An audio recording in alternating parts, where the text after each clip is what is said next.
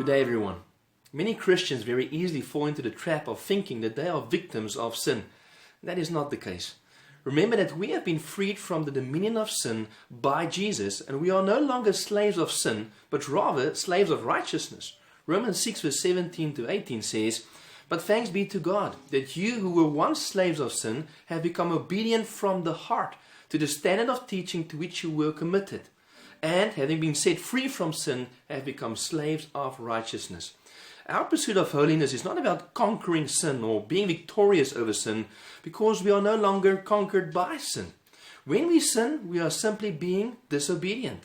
On the other hand, we don't need to have victory over sin. We must simply walk in obedience. Now, we must always remember the balance concerning our holiness.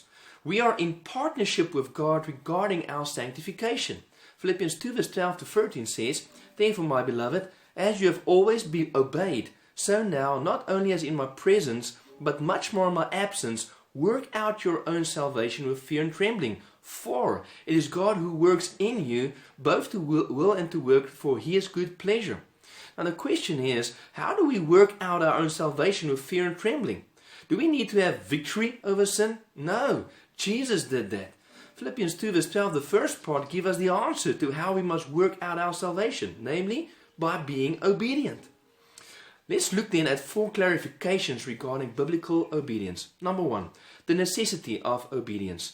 James 1:22 says this, "But be doers of the word, and not hearers only, deceiving yourselves." Romans 1 verse 5 says, "Through whom we have received grace and apostleship to bring about the obedience of faith for the sake of His name among all the nations." Obedience stands as the evidence of saving faith. Faith is the root of our salvation, and obedience is the fruit of it. We are not saved by our obedience, but we cannot be saved without obedience. Number 2, the priority of obedience. 1 Samuel 15 verse 22 says, "And Samuel said, Has the Lord as great delight in burnt offerings and sacrifices as in obeying the voice of the Lord?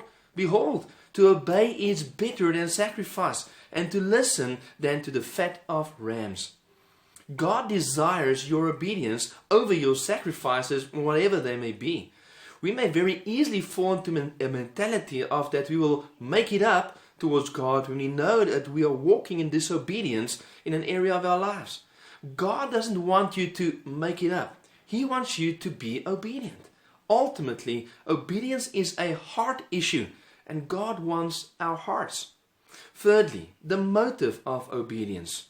If Jesus said in John 14 verse 15, "If you love me, you will keep my commandments." When you love God with all your heart, soul, mind and strength, obedience becomes your joy and your delight, because you know you are living a life that is pleasing to God. We do not obey out of a fear of punishment, but out of love.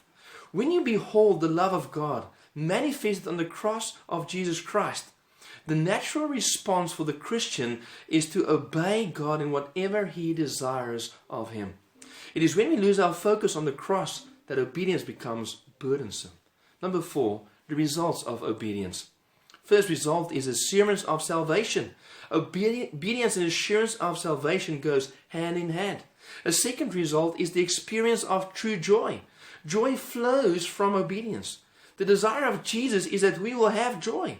His commands are good for us and bring about the greatest joy. The third result is that we will become spiritually mature. And the fourth result is that we will have intimacy with God.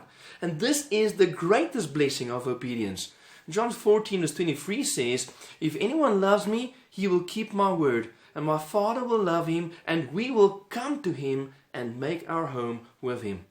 In closing then, in your pursuit of holiness, you need to realize that you are not a victim of sin, and you don't have to conquer sin, but rather you need to live in daily obedience to God out of your love for Him.